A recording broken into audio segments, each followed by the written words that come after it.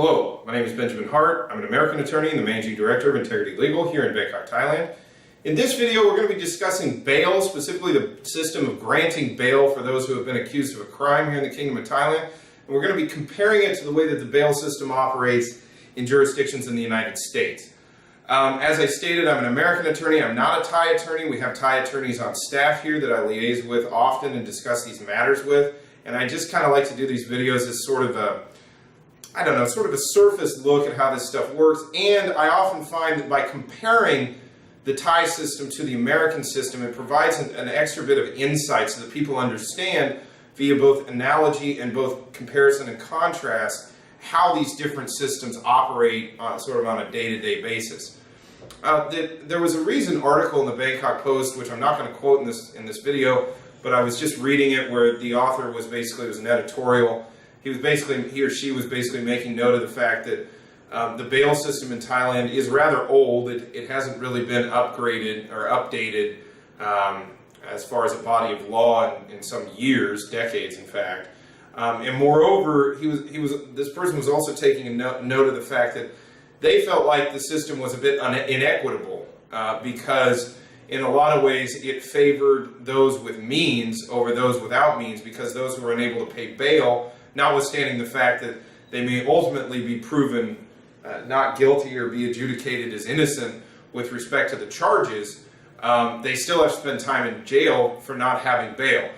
My retort to that, just sort of on a general level, is probably this. First of all, bail is always going to be advantageous for those with means and not going to be particularly advantageous for those without any means.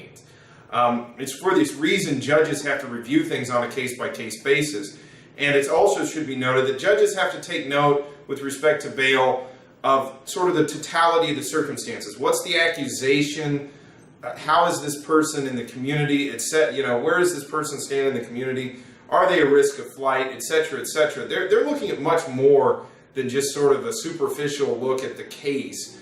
They're taking a look at how, this is true in both the Western and I think here in the Thai system, they're basically looking at, if this is true, I shouldn't say they're making that hypothetical, but basically they have to look at the totality of the circumstances in front of them when making a decision with respect to bail. In some cases, they'll make a determination that bail is not going to be issued.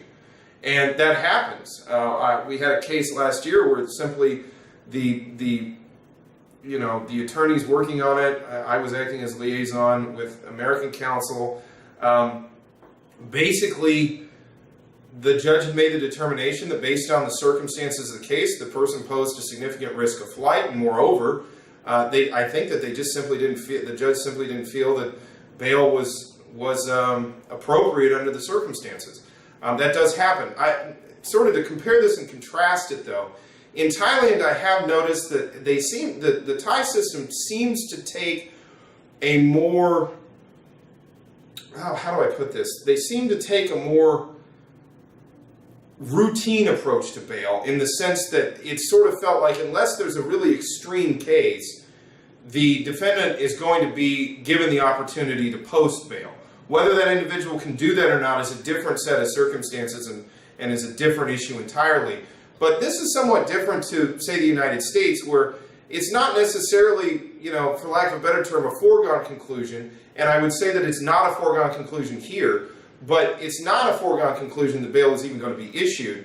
Now, it's not a foregone conclusion here either, but that being said, there seems to be more of a feeling that bail is sort of part and parcel with the overall notion of due process. And for that reason, I've noticed that in many, many cases, bail has been granted. And now that being said, a good lawyer may be able to get bail a little bit lower, may be able to get bail set faster, depending procedurally on where the case is at and the posture of the case. So those are sort of different things. But with respect to bail, just sort of generally, it seems to be sort of looked upon as just one more component of a due process sort of analysis.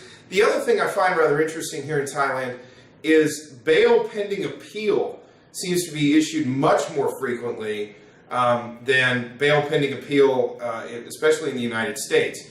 Once an individual is convicted of a crime in the U.S. and after the sentence has been brought to bear, yes, that individual is entitled to an appeal, and oftentimes will go ahead and undertake that in criminal matters.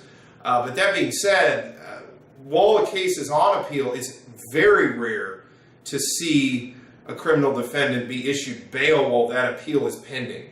That's just simply not a frequent occurrence that I've ever seen. It can happen, but that being said, I think it's going to be quite a rarity to see that. The Thai system seems to take a different approach, and bail pending appeal does seem to happen with some degree of frequency. Now, that being said, the relative cost of bail pending appeal, especially here in Thailand, a foreign national might look at the amount in dollar terms or in euro or pound terms and maybe think that bail is a little bit low. But in Thai baht terms, oftentimes these bail amounts are a significant amount of money, and they're set that way in order to create an incentive for that individual to not shirk the court's jurisdiction, basically.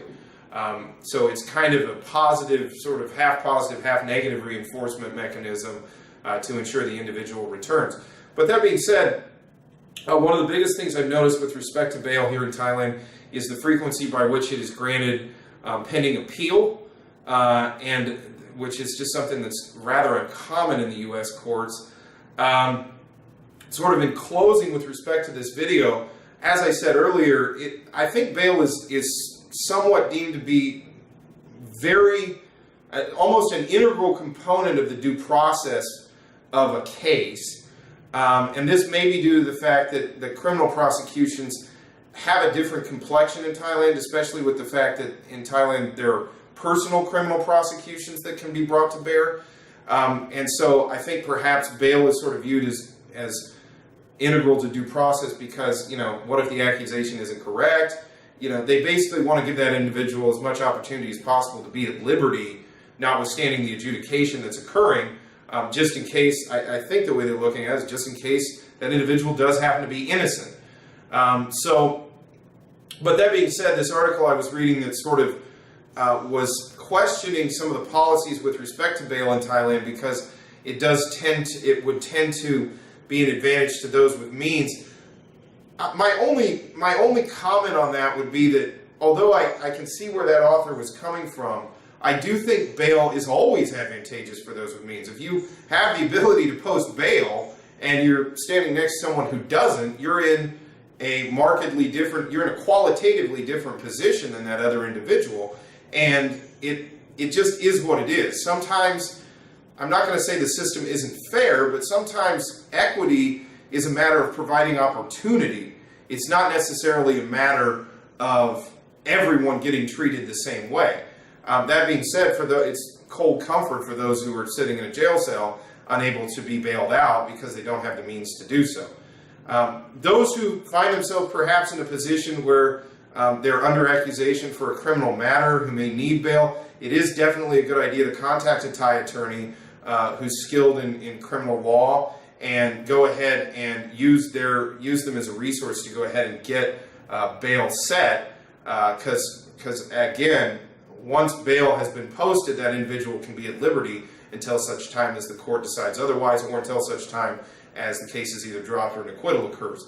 So it's a beneficial, bail is a very beneficial thing for those who have been accused, and obtaining it as quickly and smoothly as possible is oftentimes going to be the most positive thing for the individual concerned.